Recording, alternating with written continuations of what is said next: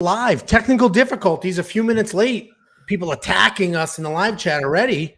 Wow. Yeah, they need their picks. Pre-recorded.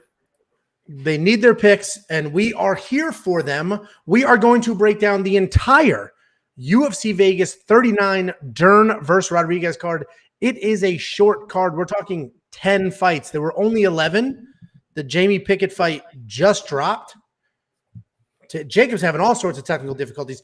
The Jamie Pickett fight just dropped, so we're going to skip over that. Just so you know, I had a bet on Jamie Pickett at +3.5. Anyway, we're going to walk through every single fight, give you our bets, give you our picks, our DraftKings, and our Monkey Knife Fight lines. Let's just jump right into this. I'm ready. First up, at UFC Vegas 39, we have Steve Garcia versus Charlie Ontiveros. Steve Garcia, 11-4 overall.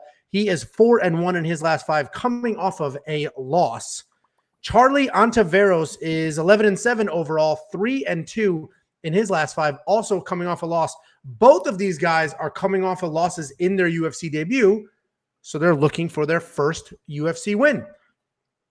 Charlie Ontiveros, again, coming off his UFC debut. But what's interesting, short notice fight against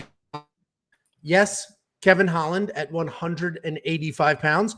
And yes, the screen is correct. This is at lightweight, 155 pounds. So he took it on short notice. He was fighting at 170, took it on short notice, bumped up to 85. Now coming down to 155, where he will be huge and thinks he will have an advantage. He was absolutely pummeled in that Kevin Holland fight, but you almost have to ignore it. Honestly, it was short notice against Kevin Holland, who, despite his recent streak, is pretty good. So ignore that. Look at the rest of his career. Once you start digging into his career, you'll see he has somewhat of a hollow record against non-UFC caliber talent. He's a striker with a traditional martial arts background, which means he has that what the hell is his name? Wonder Boy stance. Nice wide stance, hands like this, legs super far apart. But he gets a bit wild. He throws unorthodox strikes while chasing finishes, and he's honestly pretty fun to watch. He does not have much to offer on the ground, but he will always make an interesting fight on his feet. One important thing to note is 100% of his losses, all 7 of his losses, were by knockout. Steve Garcia, solid grappler with good takedowns and decent boxing. He likes to come forward with big shots to set up his grappling. The odds are honestly wide on this. I think the odds maker said, oh, Charlie Ontiveros gets knocked out every single time he loses. He's probably going to lose. Let's call that a knockout. And they got these odds. These odds are honestly pretty wide. Steve does have a pretty clean path to victory here with the grappling. Should be pretty straightforward. So Steve should win, but if he engages in the striking, he could potentially have some issues. What do you think about this one, Jakey Poo? Yeah, I agree with kind of like that last thing you said. If Steve starts getting a striking match for Charlie, this is going to be an interesting matchup. I agree that the odds are kind of wide on this because Charlie is so wild. He just always has that opportunity to catch someone in a weird way. I see Steve as if he does, like you said, if he goes to the grappling, he's going to win. Ontiveros was absolutely dominating the grappling department by Holland, which was surprising to see because Holland, as we've seen, is not a wrestler. So this is one of those fights. Actually, I'm going to look for like an inside the distance fight for either way.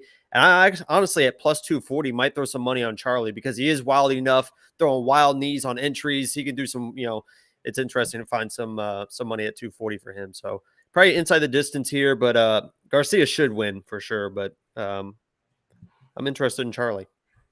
Yeah, I think that's fair. Yeah, Garcia should definitely win. And Charlie has proven that every single time he loses, he gets stopped, which is where these odds are coming from. There's probably a solid inside the distance bet that could be made here just based off of history.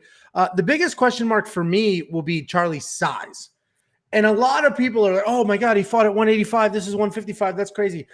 But he fought at 185 on short notice, and he was a 170 pounder. So it's not like he's a 185 pounder with a storied career and he's working his way down. That's not what it was, right? He jumped up for the short notice. So he's really a 170 pounder coming down. Steve Garcia is honestly kind of small for the weight class. So there might be a giant size discrepancy here. I am curious to see what happens at weigh-ins. So I have no bet on this. I want to see what happens at weigh-ins. I want to see, if Charlie made weight and he's just massive and looks good, he's got that crazy style, anything could potentially happen, and he might be hard to take down when you start factoring in the size. But what works against you is if you suck a lot of weight, your chin does not hold up really well. So I'll look at weigh-ins. Steve's the pick. $9,100 in DraftKings. Honestly, it's probably not a miserable play.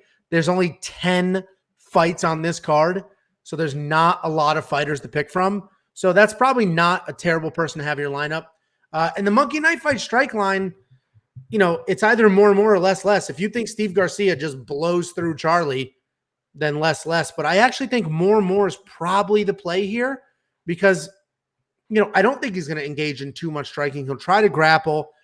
There'll be a bunch of strikes on top. Charlie's wild. He'll land some stuff. I think it goes a good amount. I don't know if it'll go to a decision, but I think we'll get 2+ rounds of action. I think more is the play. What do you think? Yeah, I honestly think that it's going to be a quick stoppage, but I would still even play the more on Monkey Knife Fight. I think that's definitely the safer play probably. Well, if you want to grab a Monkey Knife Fight promo, wewantpicks.com/MKF. They will instantly match your deposit up to $100. I don't have a bet on this one. Like I said, I'll wait till weigh-ins. But the reason I'm up units last week is I didn't force anything. Jacob's up big last week with the Jamie Malarkey fight. Let's see if we can keep this train rolling. Up next at UFC Vegas 39, we have Lupita Godinez versus Sam Hughes. Lupi Godinez, 5-1 in her career, 4-1 in her last 5, coming off of a loss to Jessica Penne, which was absolute nonsense, but we'll talk about that in a minute. Sam Hughes, 5-3 in her career, 2-3 in her last 5, coming off of that loss to Loma Lookboonmee.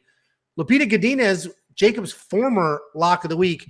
I mentioned coming off that loss to Jessica Penne, which honestly was complete nonsense. She won that fight. Bad decision, straight up, but it is what it is. She's a very good wrestler. She has solid striking with real power, nice, clean boxing, and she has really good setups for both her wrestling and her striking. She's fantastic, honestly. You had a solid lock of the week pick when it was against Penne. You just got every robbed. Time. I mean, that's every week. I get screwed every single week. Every single week. Sam Hughes, not very tough. Dana and I had an argument last time we broke down Sam Hughes, how tough she actually is. But I said not. He said she was. But she is a good size for the weight class. She's very aggressive, but also very hittable. According to the sort of small sample size in the UFC, she gets hit twice as much as she hits the other person. So she lands one and gets 2 landed on her, which is not fantastic. Her forward pressure can be an issue for some people, but I think it'll actually play perfectly into Lupita's skill set, because if you look at her last fight, she was taken down 4 times by a much smaller kickboxer. Loma Lookboonmee was supposed to be this nasty world beater kickboxer, and she just took Sam Hughes down over and over again. No big deal. Sam Hughes marching forward is going to be a problem for her because Lupita is just going to light her up or take her down and pretty much have her way with her. The odds, we mentioned the last fight, the odds were wide. I think these odds are closer than they should be. This is actually a trilogy. They fought each other twice already. The first time they fought was a draw. The second time they fought, Lupita Godinez won a unanimous decision. Jacob, let us know your thoughts, and then I'll tell you guys what 2 bets I have on this fight. Yeah, the trilogy. This should have been the headliner of like UFC 267 or something. Lupi Hughes 3. Yeah, I'd be interested to see those first 2 fights. I'm sure a lot has changed. It was when they were amateurs. They both had some fights since then. But, Lupi, as you mentioned, former lock of the week. She won her last fight. For some reason, she was getting penalized for Penne grabbing onto her, and literally she would just throw Jessica across the octagon, literally just toss her across the octagon. She's going to do the same thing to Sam Hughes in this matchup. I think she's going to absolutely dominate. Lupi is one of those next level fighters that you can watch when you watch her fight, that you can just see that there's a difference between her and most people. I think she's going to be competing for a title pretty soon. I love that. Even at minus 200, I like those odds. I would put her in my DraftKings for sure. $8,600 is crazy value for the stuff that she can pull off. I think she's going to finish this fight and finish a fight probably pretty early. So I love Lupi in this matchup. She's going to absolutely dominate. Yeah, I agree with all of that. I 100% agree. $8,600 is a great price point for her because takedowns are 5 points. She will land some takedowns. There'll probably be a stoppage here. I have two bets on this fight. I have Lupita inside the distance at plus 315. So I can triple my money there. And I have Lupita minus 3.5 points at plus 110. So what that means is you've heard us talk about buying points where we find a really tough underdog that could win one round. I just need one round and then I'll take my bet. We're actually subtracting points. So if Lupita wins by stoppage, I already have a bet on that, but let's say she wins by stoppage or a unanimous decision at 30-27, so doesn't give up a round, I'll hit that bet as well. That's honestly a bit of an experiment. I'm messing with these minus 3.5s. I hit it last week on Alexander Hernandez. So I'm going to mess with these, takes people that I'm positive are going to win, sprinkle that, see what happens. But anyway, I do have two bets on Lupita. I think she's rock solid for DraftKings. I think there's a stoppage, but this line does worry me a bit.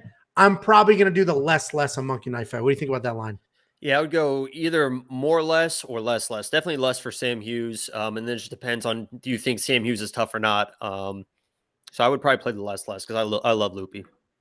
Yeah, and if you like this line, hit it now, especially if you're watching this live, because Chris will let these lines, every fight we walk through, he will leave these Monkey Knife Fight lines where they are, and then tomorrow he moves them. So if a bunch of action comes in on this, because you guys all love the less, that line's moving tomorrow. So hit it now before it moves. wewantpicks.com/MKF. If you like the idea of that minus 3.5 bet, literally the only place you are ever going to find those crazy prop bets, if you go to wewantpicks.com/bets and then jump into the bet online link, all sorts of crazy prop bets. I'm experimenting with the minus 3.5s. I love the plus 3.5s. I love buying one round. Buying 2 rounds basically on our judge's scorecard for an underdog. I'm experimenting with giving up a round for a favorite. So we'll see how that works out for me. Next up at UFC Vegas 39, we have Damon Jackson versus Charles Rosa. Damon Jackson 18-4-1 overall, 3-2 in his last 5. Charles Rosa 14-5-0 in his career, 3-2 in his last 5, alternating wins and losses. If you remember Rosa, he's coming off of that win over Justin James, where he was absolutely dominating the grappling for 2 rounds. Then in the third round, James has Rosa like 90% knocked out on his feet, and then shot a takedown for some reason, was reversed and lost the fight. So Charles Rosa was basically gifted that win. He earned the 2 rounds and then should have been put out if his opponent had a tiny bit more fight IQ. Charles Rosa has great jiu-jitsu, but in some cases, all he has is jiu-jitsu. In most fights, his grappling should be able to get it done. He does have clean boxing. At this point in his career, he is a veteran. The problem is he's not consistent. And while he needs to grapple to win, he doesn't win off of his back. So, he needs to initiate the takedowns and win on top. He needs to earn those scrambles to win this fight and use his grappling. He's not a guard grappler. He's more of a control grappler. He moved to Sanford MMA, and he looked good in his last fight up until he got clipped, and your chin is your chin. It is what it is. Damon Jackson, also a very good grappler. He's a very opportunist grappler, meaning he just snatches things up and scrambles. He doesn't plot from technique to technique. He doesn't knee on belly, slide over to mount and set things up. He creates a scramble and he will snatch something up inside of that scramble. He's willing to slug it out on times, which honestly could be an issue for Charles.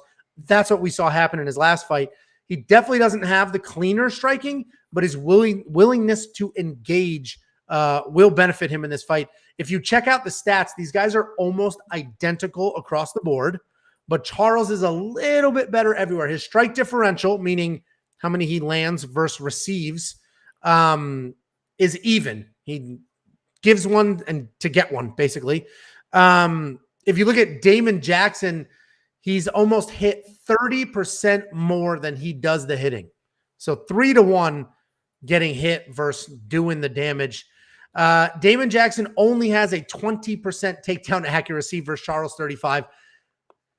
The stats are telling you Charles Rosa is going to win this fight, but honestly, stats don't pick fights. I like Damon Jackson in this fight. I think Damon's will, his determination, his willingness to absolute scrap it out, and his fight IQ will be too much for Rosa. He was borderline gifted that non-knockout in the last fight because James made a poor decision. I don't see Damon Jackson making those same decisions, making those same mistakes. His grappling can at least survive, and then on his feet, he's going to throw wild and potentially catch him. I like Damon Jackson in this fight. That was my long-winded breakdown. What do you think, Jakey? I'm actually surprised. I didn't know what the odds were until I saw this slide. I'm actually surprised that Damon Jackson's favored. I would have thought that as odd makers look at Charles Rosa and kind of his resume, that they might respect him a little bit more. And I thought he'd be the favorite going in this fight. If you look at his last 4 losses, once to the Yair Rodriguez, who's a title contender now, Shane Burgos, who's an incredible fighter, Bryce Mitchell, who's the best wrestler, Arkansas wrestling, and in the UFC, the most dominant fighter in the UFC, period. And then Derek Minner, who was just kind of out-wrestled him. And you nailed it with Charles Rosa with the wrestling. He's a great grappler. He's a black belt, but he doesn't wrestle, and he will get out-wrestled, and he will lay on his back and just try to work for stuff. But against a good wrestler that can hold positions, that's how he gets beat. And Damon Jackson can probably be that guy. He probably should be that guy in the fight. And that's probably what the odds makers are seeing. But Charles Rosa, I think, is like a next level grappler, and Damon Jackson, I don't know if he's going to be able to control those positions as much as he would like. I think that's where they're going to end up. I honestly think it's going to be the fight of the night, in my opinion. It might be a little sloppy at times. There'll be some weird exchanges, some weird rolling around, but I think it's going to be the fight of the night. I'm kind of leaning towards Rosa for a betting at 145 because I think it's a pretty close fight. But if I were to pick, it would probably be Jackson. Also, Charles Rosa did the most ridiculous thing I've ever seen. I think in his first pro fight, he got this armbar. And what's that? The ref's name, the big bald ref, Magliana or whatever. That he was reffing, and Magliana, after the armbar, pushed him off. And when he pushed him off, he fell and separated his shoulder. So the ref literally injured him in the octagon. It's the craziest thing. But I would pick Jackson in this fight. But I think Rosa is an interesting underdog play for sure. What do you think of DraftKings and Monkey Knife Fight? DraftKings, I would probably choose Rosa in the, kind of that value play at $7,800 to free up a little bit more money. Monkey Knife Fight, this could be just all grappling or nobody grapples and it's just sloppy striking. It's probably more and more because I think that there's going to be a lot of just ground exchanges and stuff like that. So I probably play more and more. Yeah, I agree. I do think this goes. I don't think there'll be a stoppage. Obviously, we've seen Charles Rosa's chin tested. Damon Jackson knows that. He's willing to slug it out, and he could test Charles Rosa's chin. But his chin was tested, and then he survived. So he didn't just completely fold. While you were talking, I did just place a bet. I did Charles Rosa inside the distance, decision, no action. So Charles Rosa can pull off a submission. I'll get paid. If Charles Rosa loses, could be a murdering of a decision or even wins a decision, I get a refund. No bet, no big deal. And I got that at plus 125. So only a little bit less than the money line. And I've got some protection built into there where he could lose a decision and I still get paid. So I like that bet. I agree. Charles Rosa definitely has the grappling to make something happen. He is a veteran. Damon Jackson's the pick, but the reality is, money's money. And if I'm going to put money on this, well, I did put money on this, a half a unit. I like Charles Rosa to potentially get a submission. And if he doesn't get a submission, he could probably survive. More and more with Monkey Knife Fight's probably the safe play. I don't know if I'm going to touch either one in DraftKings. And we got a bunch of comments in the live chat saying that this line opened up the other way. Charles Rosa was the favorite, and then it was bet and it flipped. So lots of money came in on Damon Jackson. So I think Damon Jackson's probably the solid, the more solid pick. But as I mentioned, I just put a bet on Rosa for a Hail Mary submission. And if he doesn't get it, I get a refund, and there was no bet. Next up at UFC Vegas 39, we have Alexander, no E, just Alexander Romanov versus Jared Vanderaa. Alexander Romanov 14-0, 5-0 in his last 5. Jared Vanderaa 12-5 overall, 3-2 in his last 5. This is an interesting matchup, just a battle of two giant heavyweights. Romanov's last fight was against Juan Espino. We all picked Juan Espino. Me, Jacob, Dan, Nick did it with us then. We all picked Juan Espino. And the comment section was wild because a lot of people, like, we were slaughtered and praised for that. And just the people came out of the woodwork supporting Juan Espino. And if you watch that fight, Juan made a couple of bad decisions, but he was winning that fight.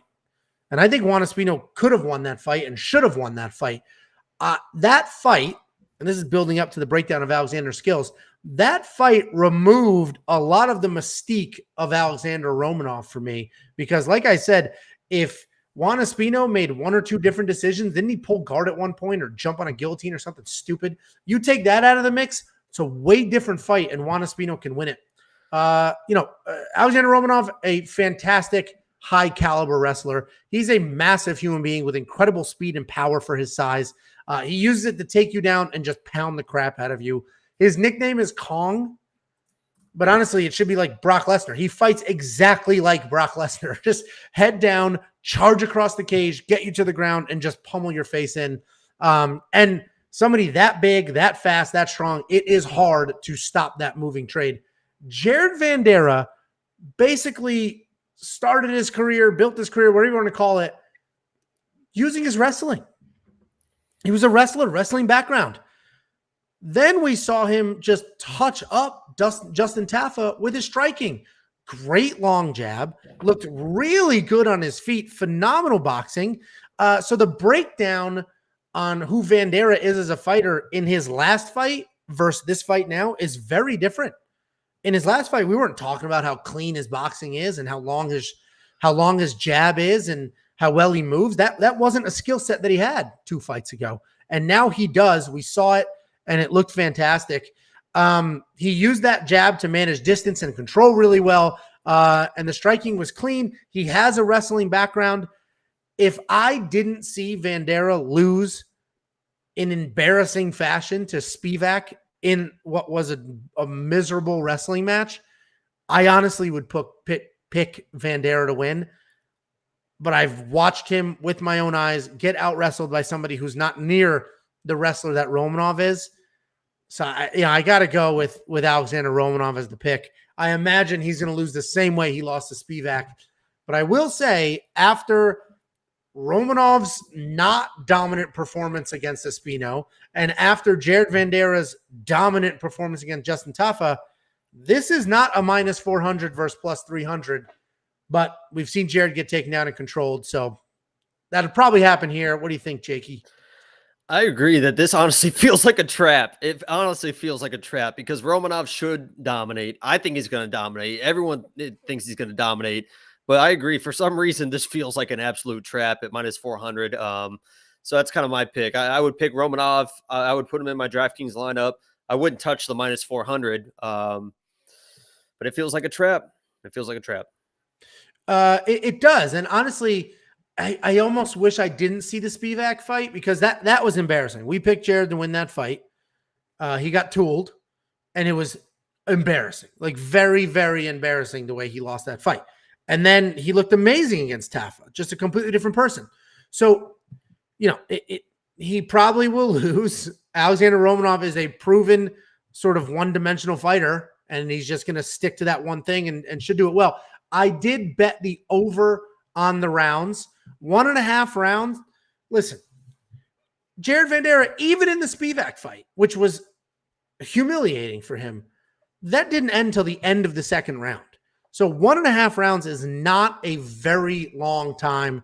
I see this going over that. I put a full unit on the over on round. I think I got it at plus money. So I'm happy with that bet. And because I did over 1.5 rounds, I also did the more a monkey knife fight. What do you think?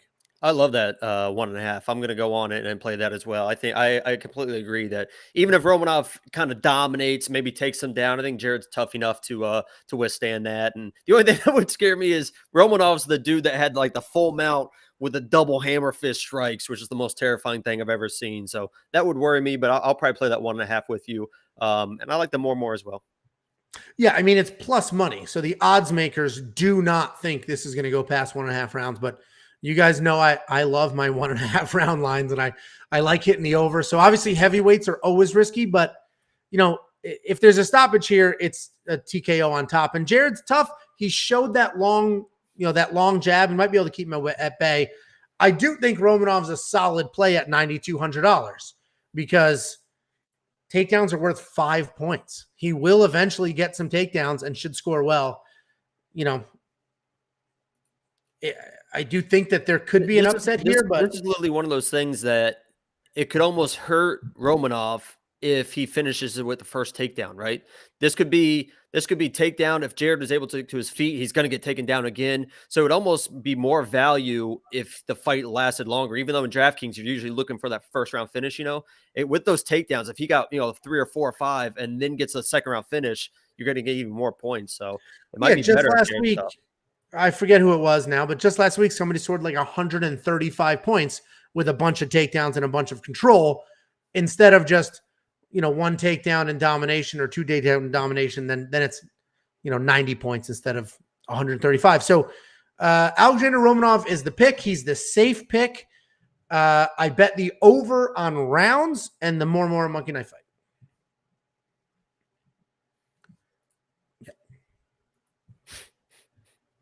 Next up at UFC Vegas 39, we have Chris Gutierrez versus Felipe Colares.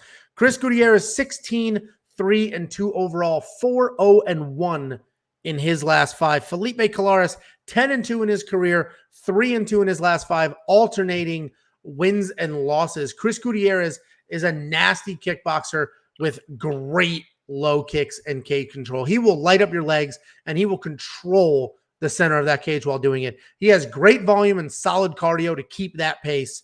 There's no secrets as to what his game plan is. Like, he's just looking to light up your legs and go from there. He plots forward with the leg kicks and then throws nice, big, straight, heavy punches right behind him. He has really good takedown defense, which allows him to be loose on his feet. Felipe Colares is a BJJ black belt. He has mediocre striking at best. He has decent cardio, and he's not a quitter. Check out his fight against Montel Jackson to see how tough he actually is. He doesn't want to strike with somebody like Chris because he will 100% be on the wrong side of those striking exchanges. If you look at the stats, they tell a very scary story on their feet. Chris lands 4 strikes for every 2 that he takes, and Felipe gets hit 4 times for every 2 that he lands. So polar opposites, and Felipe is just taking a beating across the board, basically. The path to victory is definitely the grappling. That's easier said than done because Gutierrez has a 73% takedown defense compared to Felipe's 23% accuracy. So dominant striker with phenomenal low kicks versus somebody who will need to get it on the ground to win this fight. He's not going to be able to get it on the ground because his legs are just going to be lit the hell up.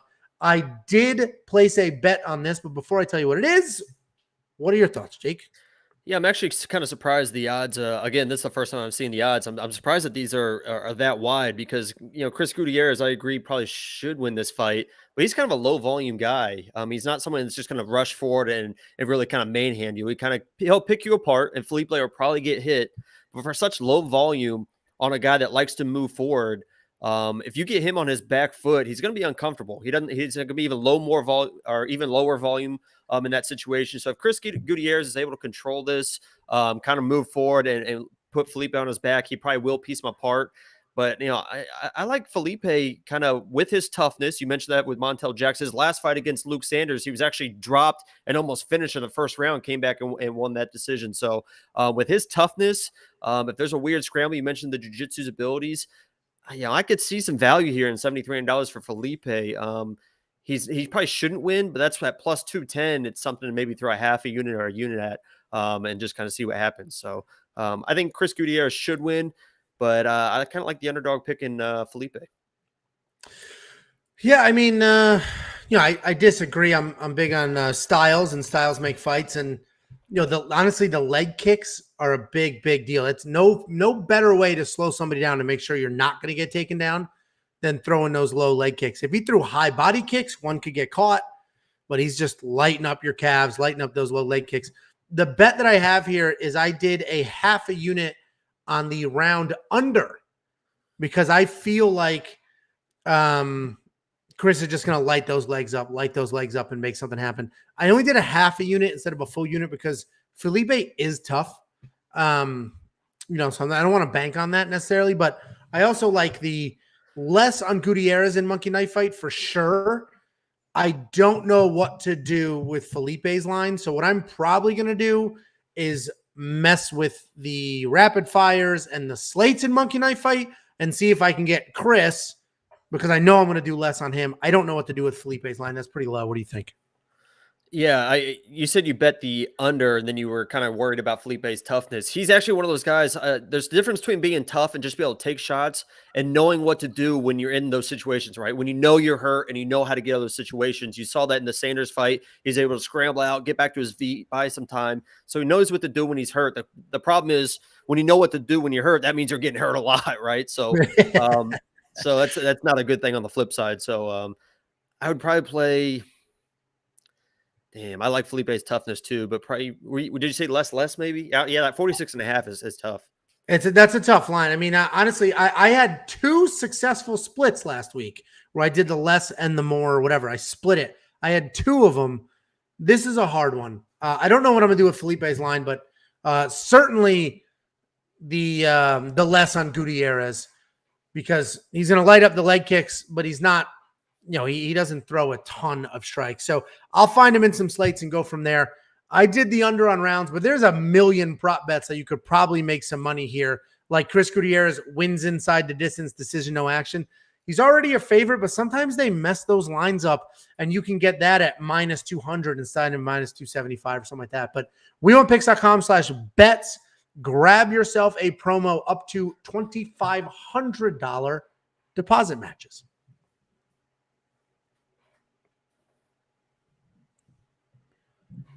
Next up at UFC Vegas 39, we have Phil Hawes versus Deron Winn. Phil Hawes 11-2 overall, 5-0 in his last 5. Deron Winn 7-2 overall, 3-2 in his last 5. Deron with an E, if you don't mind. What? His name's spelled with an E. Oh, Deron. Yeah, you're right. Oh well. Anyway. This is it's an interesting matchup because Deron is also a very good wrestler. So Phil Hawes is coming off that beautiful win over Kyle Dawkins where he fixed his cardio issues. That's always been the rub on Phil. He's a first-round fighter. He's got a ton of power, good wrestling, but a first-round fighter. He was a very dangerous man in his last fight and had cardio pretty much the entire time. He has very good wrestling. He has a ton of power. Super explosive, both with his striking and his wrestling. He is working kicks in to really diversify his striking. He has a ton of power in his hands, and he looks better every single fight. He is a legitimate high-level athlete, and every time he comes out, it shows. There's improvements that are made, and he looks fantastic every single time. Deron, also a very good wrestler. He has solid aggression on his feet and continues to come forward with wrestling offense. He's a short little tank of a guy with big looping power shots and like thick hips. And those thick hips, which is weird to talk about a man's thick hips, but those thick hips and that body style is actually an issue for wrestlers. Because in order for Phil to use that high-level wrestling, and he has a much higher level of wrestling experience and success than Deron does, but in order to use that, he's going to have to get under Deron's hips. And it's tricky when you get 2 high-level wrestlers. Sometimes they just slug it out. And MMA wrestling is different than traditional wrestling. And in order for Phil to use his wrestling, he's not a hold you against the cage, trip you kind of guy. He's literally shoot under the hips and go from there. He has a short, stocky tank of a guy to work with. I honestly think Phil might have some trouble with the wrestling offense. And so then it's going to default to his striking. But Deron, I mentioned, MMA wrestling is not regular wrestling. If these two shook hands, had their feet on the line on a wrestling mat, there's no doubt in my mind that Phil will win. I disagree. A cage, what? Deron Winn is a better wrestler than Phil Hawes. Phil Hawes is a legit good wrestler. Well, this guy's a national champion as well, and what did international wrestling even after college. So Yeah, but it doesn't matter. Phil Hawes. I'm telling you, they're back to back. Okay. Darren Winn's a better wrestler. Anyway, Darren Wins uses his wrestling more effectively. MMA wrestling, he comes charging forward, shoots takedowns, and uses it really, really well. Even though Phil, who I think is the more raw traditional wrestler, you're disagreeing, but I just think he is. I think Darren will win the wrestling exchanges, and that could be a problem. If there are no wrestling exchanges, sometimes you get two grapplers, they don't grapple, they strike it out. I think Phil dominates the striking. He's getting cleaner and cleaner. He's mixing in kicks. His striking looks really good. What are your thoughts? I mean, if you think so, I don't know who. What my pick is do you know who Jaden Cox is? Yes, I know who Jaden Cox is. Do you know who Pat Downey is? No. Do you think I'm not playing your game? I know what you're doing. Jaden Cox is a good wrestler? I'm not playing your game. Well, let's see his credentials because he seems like a pretty good guy. I'm not playing your game. He's got like a medal on of some sort. Was he oh, he was like an Olympic wrestler. So he won gold in world championships, bronze at the Rio at the Olympic Games. Okay. Somebody pulled up Wikipedia. Darren Winn has beat him in wrestling. So do you still think that Phil Hawes is a better wrestler than Darren Winn? He beat Olympic wrestlers. I think Phil Hawes is a better traditional wrestler. Yes. There's no chance. That's the only way Darren Winn is going to win this. If he just slows it down and turns into a wrestling match, he'll win. But if Phil Hawes is able to use his athleticism at all, Darren Winn is going to be in trouble. Listen, the only issue that Phil Hawes, everyone said, was he doesn't have cardio. He doesn't have cardio. He doesn't have cardio. And then you watch his last fight, the whole division, I guarantee, went, uh-oh.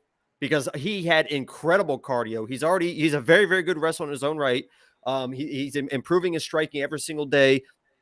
And he is like the complete opposite of Darren Winn, because Phil Hawes knew he had an issue, fixed that issue, cardio, worked hard. Darren Winn is 5'6", and that slob can barely make 185 pounds. He misses at 185 pounds. Listen, he's got a lot of potential, and he's with DC's boys at AKA. If he can buckle down and get under control, I think that he can be a really, really good fighter. I just think the athleticism of Phil Hawes is going to be a problem for him in this fight. So if he comes and shows up, it's going to be a lot closer than people think, because I think Winn is the better wrestler, but Phil Hawes needs to use athleticism in and out, attack him early, and he should win this fight. So my pick is Phil Hawes. Yeah, I look at my notes in my spreadsheet when I do this. I have Phil Hawes. I have the question mark in the box of who my pick is, because he's my pick. But if Darren wrestles, MMA wrestling is crazy. I've said this a million times. It is so much easier to finish a bad takedown than it is to defend one. So and I'm not saying Darren's gonna have a bad takedown. The point is, you can shoot a bad takedown and still get it, and you could have phenomenal takedown defense. It's still harder to defend a takedown than it is to finish one. So if Darren just comes out here looking to wrestle, it could be a problem for Phil. Phil is my pick. There is a question mark next to his name. Phil wrestled at Iowa, junior college national champion. Didn't wrestle after college because he transitioned right to MMA. So you can't look at the after college credentials there. Anyway, I don't know what to do with this monkey knife fight line, and I don't like the money line and bets either, because I think this is a very, very close fight. They're basically mirror images of each other just on the books, except Phil's a little bit better. Except not exactly. Yeah, on the books, in writing. Yeah.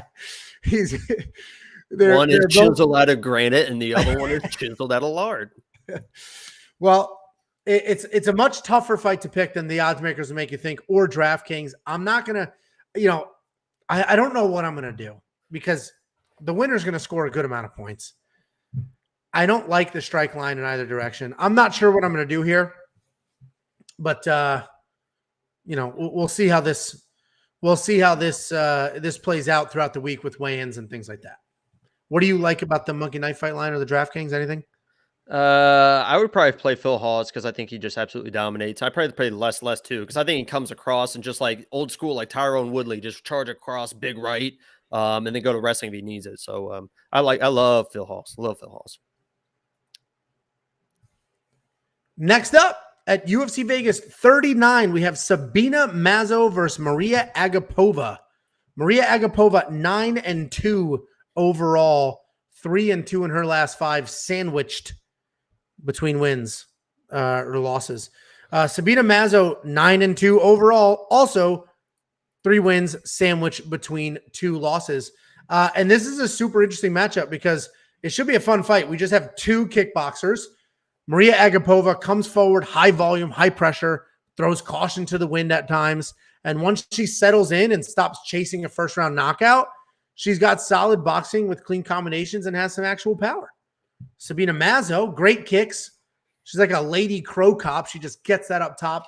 Nice power. She does not have power in her hands, though, only her feet. Both are primary strikers, but very different styles. I see Sabina winning if she can keep this at distance with her range, and Agapova winning if she can get inside kicking range and use her boxing to make it dirty.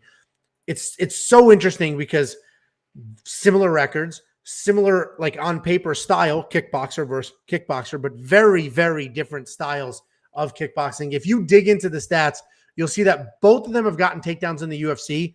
Agapova averages more than 1 takedown per fight. I just don't think there's going to be a lot of grappling here because Sabina wants to keep that distance, right? She's going to use the range, try to keep Agapova at distance. And if Agapova gets inside the pocket, she's going to throw big, heavy hands and not really look for a takedown. The most meaningful stat, though, is that Agapova gets hit almost 25% more than she lands. I see Sabina surviving sort of the early throw caution to the wind, look for the knockout, and then just using range, touching Agapova up, and riding out a solid decision. So I've got Mazo winning a decision on the outside. What do you think? Listen, I am very, very jealous of Mariya Agapova because she went 3 rounds with Tracy Cortez, and I would love to go 3 rounds with Tracy Cortez. So and that matchup, I'm very jealous for in that fact.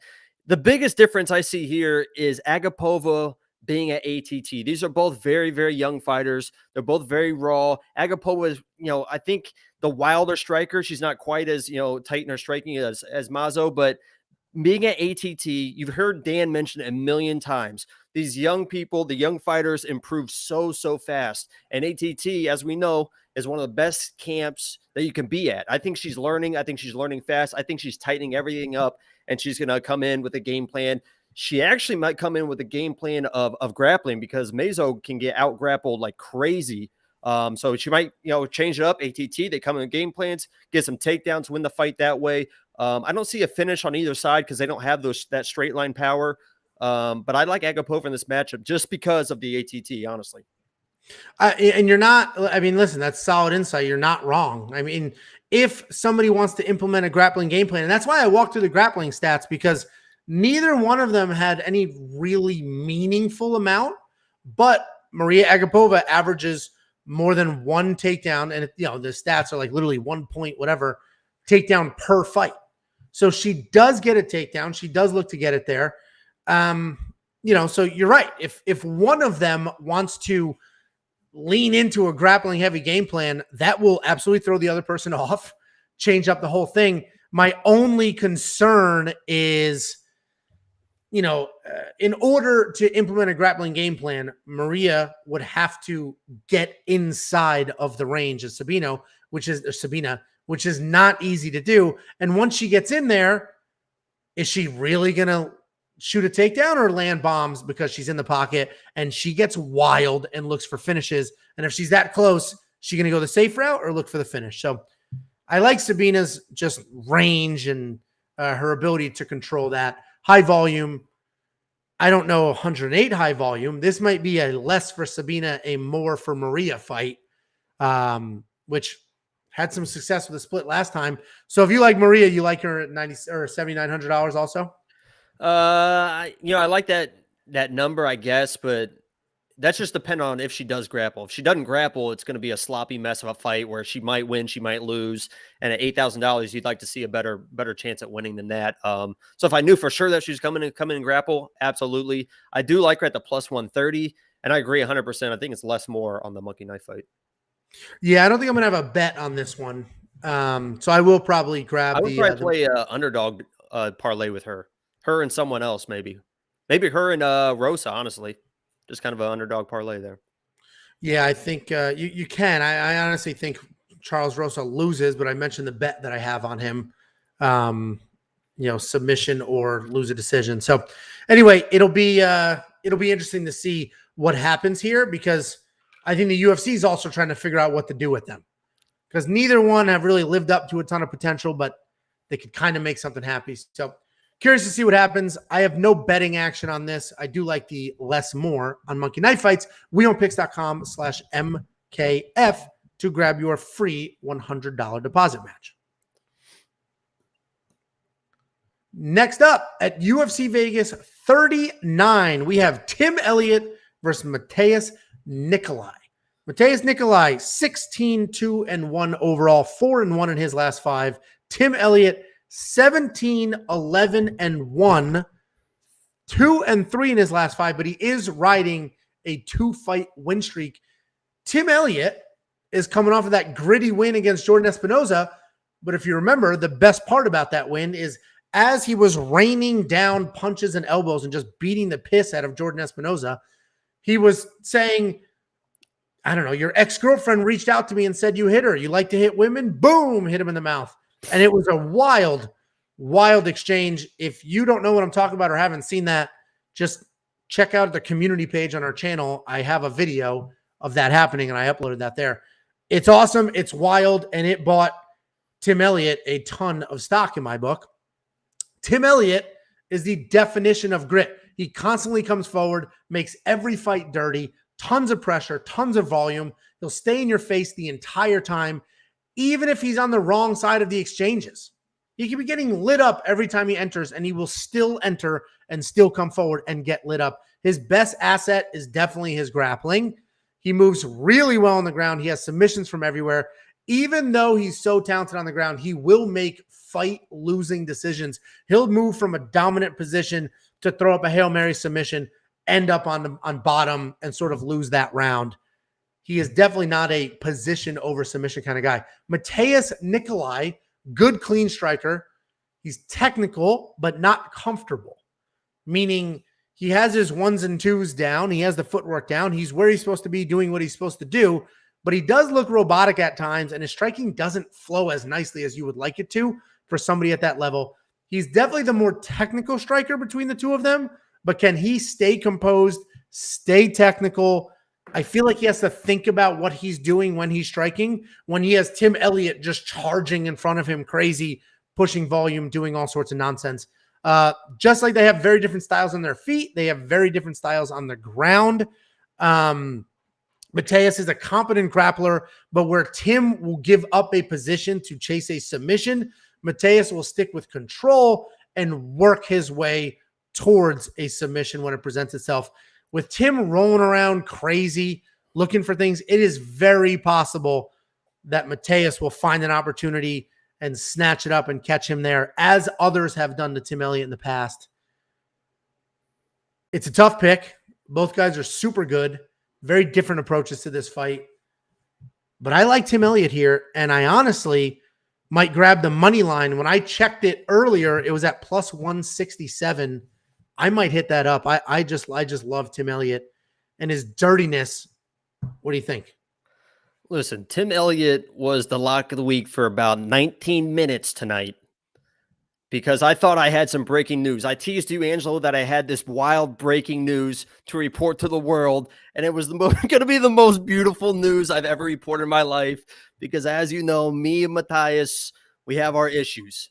He's with my girl, Luana Pinheiro, and when I was, for some reason, when I was scrolling through her Instagram, as I do every night, I noticed that I had not seen a picture of Matheus on there for a little bit. I counted 16 weeks since she posted a picture.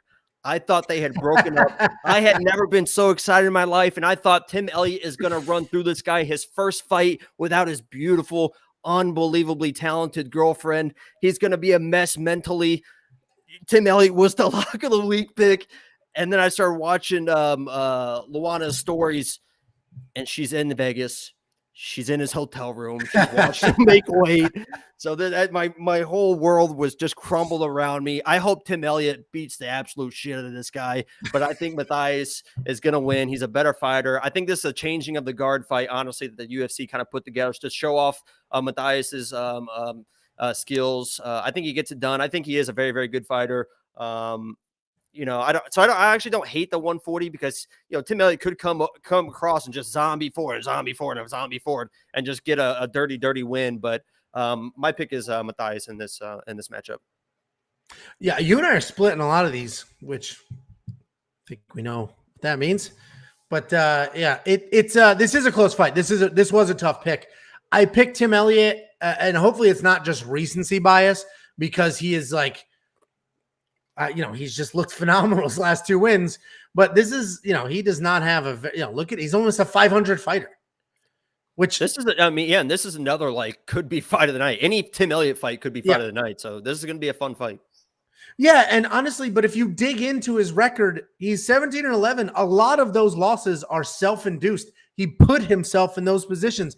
There were fights that he could have won that he was winning, put himself in a stupid position and then lost. Gave up a dominant position, lost the decision. Scrambled when he shouldn't have, got submitted. So Tim Elliott does stupid things in fights, but he sort of has this rebirth, riding 2 nice wins. That last win was amazing. I'm feeling it, and maybe I'm going to look really stupid on Saturday. I have not grabbed the money line. I might.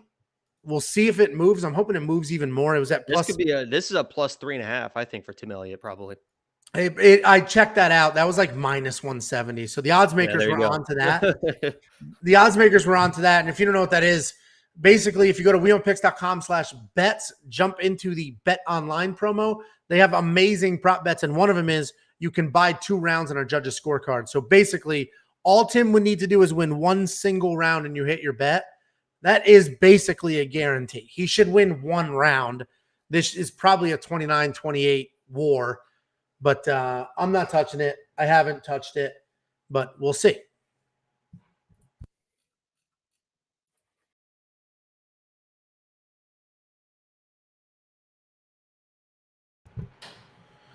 Next up at UFC Vegas 39, we have Randy Brown versus Jared Gooden. Randy Brown, 13-4 overall, 3-2 in his last 5. Jared Gooden, 18-6 overall, also 3-2 in his last 5. Randy Brown, here we go. Randy Brown is a very good striker. He uses range really well. He's stupid tall for this weight class, and he definitely takes advantage of that. He has nice, long jabs and kicks to keep you at bay. And then when he's ready, he will use that speed and initiate solid boxing speed. He'll just jump right in, pow, come right back out. He has nice trip and Uchimata style takedowns, not traditional, work against the cage, double leg type takedowns. But he does have solid jiu-jitsu if he hits the mat, and he's honestly very, very good, and I'm surprised he doesn't get more attention than he does. Jared Gooden, physically very different than Randy. Instead of tall and lanky, he's short and jacked. He has amazing power in his hands. He's very explosive, has solid takedowns when he uses them. He's not great anywhere, but his power, speed, and athletic ability have afforded him quite a bit of success in his career. Randy's should be the more skilled fighter in literally every MMA aspect, except if you look at the striking stats, Randy gets hit, or except you look at the power, Jared's got a ton of power. Randy doesn't have a ton. Jared gets hit 30% less than he hits other people, where Randy gets hit 35% more than he hits other people. I see Randy controlling distance, engaging when he feels safe from the power. And I think it might be a boring first round as he avoids the early storm, gauges the distance, figures, am I going to get knocked out? Am I not going to get knocked out? Takes his time to figure that out and then picks up the pace in the next round. Jared Gooden coming off that awesome knockout win over Nicolas Stolice. So pretty solid, easy, straightforward pick for me for Randy. Obviously, the power of Jared will be there. He will be live for a knockout at any moment, but I think Randy's just better everywhere in an MMA fight. What do you think? Yeah, this is kind of a weird co-main event because I think this is kind of a boring fight. I agree that Randy should win. you kind of took the words right. He's just a more diverse fighter, right? He can do more things and be more powerful, be more athletic. So he should win this fight. But I'm rooting very, very heavy for Jared Gordon because, as you know, I got back from Vegas. Okay. And there was a night, I had like a drink or two. I go to the sports book. I'm looking at the UFC bets. And last week, there was a fighter who I was very confident in. His name was Jared Gordon. Okay. So I wanted to place a very confident 4-unit bet on Jared Gordon. Turns out I placed that 4-unit bet on Jared Gordon. I went to cash the bet. The guy won the fight. I thought I won my 4 units. I think he was plus odds as well. I go to the sports book. Thank you. Can I get my money? And they said, this is for next week. So Jared Gordon, please, for the love of God, you got to win, man. You got to win. I got 4 units on you. You got to win. I'm the biggest Jared Gordon fan you've ever seen in your life. What a dumb. I couldn't believe I did it. That's funny. What do you think of the DraftKings or Monkey Knife Fight lines? It's probably more and more, honestly, because Gooden is good in his own right, and he's a tough dude. And I don't see Randy really overwhelming him. So I would play them more and more, and I would stay away from DraftKings just because Gooden does have power coming back. Yeah, I don't know what I'm going to do with any of that stuff because I think because I mentioned the first round might be boring. Like Randy is obviously going to be hyper aware of Jared Gooden's power and probably just take his time, try to keep him at bay, use that range. So Randy, the strike line's probably pretty solid. But if Jared lands 51 strikes, you imagine a few of them have some legit power on them, and then that could be a problem. If if you think Randy's just going to touch him up, keep him at bay the whole time, then he's not going to get anywhere near 51. So I'm not sure what I'm going to do with that strike line. I like Randy to win. And honestly, the odds are probably pretty good because Jared Gooden only has one way to win this fight, where Randy Brown has 5 or 6 different ways to win this fight. So I'm not touching it with anything. I'm going to leave it alone. We'll see what happens as the week goes on, but Randy Brown is the pick. Next up at UFC Vegas 39, we have the main event of the evening, Mackenzie Dern versus Marina Rodriguez. Mackenzie Dern 11-1 overall, 4-1 in her last 5. Marina Rodriguez 14-1-2 in her career. She is 3-1-1 in her last 5. Marina Rodriguez is the real deal. She has wins almost every woman in the top 5 except Carla Esparza. She grinds out decisions. She knocks people out. She submits people. She's legit a threat everywhere and is definitely the more complete fighter. If you look at a fighter as a whole, you factor in the striking, the fight IQ, the grappling, all of it, she's the more well-rounded fighter. She's a very good boxer with solid speed and power. If you want to see her power, go back and watch her fight against Amanda Ribas. She absolutely that power is incredible in that fight. It was an early stoppage. MMA math doesn't work because if it did, we'd have a very clear winner, right? And Ribas beat Mackenzie Dern, and then Marina Rodriguez put a beating on Ribas. Marina has struggled with wrestlers in the past. Watch the Carla Esparza fight or even the last round of the Karate Hottie fight. But her takedown defense is actually solid at 62%. Mackenzie has a horrific 10% takedown accuracy on her takedowns, which is mind-blowing considering that is her path to victory in every single fight. You heard me screaming and yelling about this with Brian Ortega. I don't know how you can be that good on the ground and have no takedown abilities whatsoever. That's how you're going to win fights. Figure out how to get it there. Mackenzie Dern, very similar boat. So Mackenzie's obviously an amazing grappler. She's trouble for anybody on the ground. Her striking has improved since her debut. She's definitely gotten more comfortable in the exchanges. The issue is she's almost too comfortable sometimes. She charges forward with big shots. She's not even looking for takedowns right away. She doesn't have much striking defense, and the stats show it. She's only 38% accurate with her offense, and for every punch she lands, she receives. So she is hittable. She throws wild, charges forward. She's gotten more comfortable with the striking, but that honestly is a problem with Marina. Marina, on the other hand, she's hit 25% less than she hits other people. It's a tough fight to pick. It is a tough fight to pick because Mackenzie Dern is such a threat on the ground. And, Marina Rodriguez is going to have to stay off the ground by any means necessary for 25 minutes, which is it's a hard thing to do, right? One mistake, that could be the end of it. And since her loss to Amanda Ribas, Mackenzie Dern honestly looks like a different fighter. She looks good. I'm picking Marina Rodriguez. I have a money line on her at plus 145. But it's a tough fight to pick, and I'm just going to be praying this doesn't make it to the ground. What do you think? What a joke. What an absolute joke of a breakdown that was. Mackenzie Dern, Chris Riley in the chat nailed it. Mackenzie Dern is the Francis Ngannou of the ground, okay? And not only is she dominant on the ground, she is one of those rare fighters that knows what she's bad at and has been improving those skills, right? She couldn't get any takedowns when she first started. Now she can kind of get takedowns. Her striking was awful when she first started. Now she can strike, right? I agree, she probably goes to it a little too much, but, she can strike now.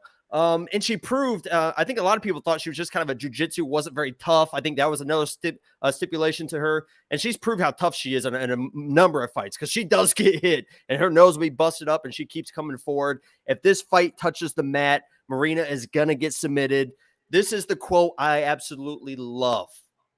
And it's from Marina herself. She said, quote, "I'm ready to show my jiu-jitsu skills."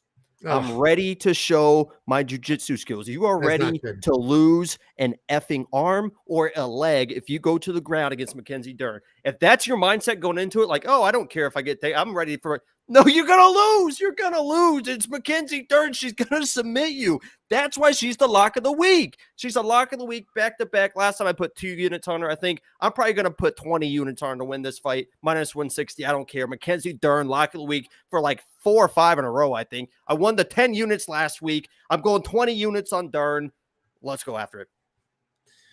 Yeah, I mean, she is just so dangerous on the ground, but that's the only place she's dangerous. The only place she's dangerous. I agree. If Marina Rodriguez is talking about her own jiu-jitsu, that's a problem. That's a problem. Because why? Obviously, train it, be she prepared should never for it. Want to go. If she's like, she's comfortable with it, that's not good for her. I don't know what her coach, maybe it's just something to say to get in Mackenzie's head. I don't know. But she better be working on takedown defense. That's all you need to work down now. I completely agree. So I do like the more on Monkey Knife Fight. I think this fight does go a bit because I think Marina wins. If there's a TKO, it'll be late. Marina's not going to win by submission. And if I think Marina wins, then I don't see Mackenzie submitting her early. So I like the more Monkey Knife Fight. I think they'll go at it. Mackenzie Dern, I just walked through the stats. She doesn't land very accurately, but she just comes marching forward, throwing all sorts of crazy crap. And I think Marina's superior striking will be there. Blast her in the face, move out the way, blast her in the face, move out of the way. Mackenzie Dern will get desperate with takedowns, get hit even more. The issue is Marina will have to defend takedowns for 25 minutes. So if Mackenzie was a little bit better of a wrestler, I'd be positive that she was going to win, but she's not. Her wrestling sucks. But would you agree that it's improving every fight? Everything improves every fight for her, but it's absurd to say that Marina Rodriguez is not improving every single fight as well. So, Marina Rodriguez, look who she's beaten. She beat Karate Hottie. She beat Amanda Ribas. She beat Tisha Torres. So look at all the people she's beaten. Who has the Ribas fight was an early stoppage. Ribas was absolutely fine in that fight. Ribas was she was looking good. She was feeling good. She was absolutely perfect in that fight. Amanda, you're perfect. Okay. Anybody watch the fight? He's obviously biased based off Instagram pictures. But who has Mackenzie Dern beaten? Nobody. She just beat Nunes. Okay. Yeah. Okay. Yeah. Well, why don't you apply a first name to that statement? What's that? It's not Amanda Nunes. So listen, I think I'm pretty square on Marina Rodriguez winning this fight. I think Mackenzie Dern is a little bit. I think my wife just joined the live chat to bust my balls. I think Mackenzie Dern is a little bit overrated when she hits the ground. it's obviously trouble for anybody, but I don't think it needs to get there. I don't think it will get there. Marina Rodriguez. Mackenzie outboxed Verna in that matchup. She won a boxing decision, 3-round decision versus Verna, who was a 17-2 fighter about to get destroyed by Hibas as well. But she beat her, who's a proven fighter. So, and beat her in a boxing match. So, don't count out Mackenzie's striking. All right. Well, we just got a comment in the live chat from Chris saying that FanDuel is offering plus 150 on Dern to win by submission. So if you think she's going to win, that's how she's going to do it. Grab that. If you want other prop bets like plus 3.5, so I just did Marina Rodriguez money line. If you want plus 3.5, which just means Marina needs to win one single round, or actually in a main event, she's got to win 2 rounds. You get some solid odds there. She could definitely win 2 rounds. Basically, avoid the submissions, and those rounds are hers. That's the worst bet you could place. wewantpicks.com/bet. Jump into a link. Grab yourself a promo. BetOnline has the best prop bets by far. BetUS has the best parlay abilities. You can grab anything you want, smash them together, and make an awesome parlay. wewantpicks.com/MKF. to hit the more on this Monkey Knife Fight line. Did you say if you like the more on this? I play the more. Yeah, 5 rounds for sure. Yeah, because they're both tough. Yeah, I think it'll go a little bit. So everybody, thank you for watching. That is our breakdown. Stay tuned for our DraftKings breakdown, Monkey Knife Fight breakdown. I will do, if Chris is available, the Monkey Knife Fight line setting breakdown, and of course, our betting guide. Thanks for joining us, and we'll see you later this week.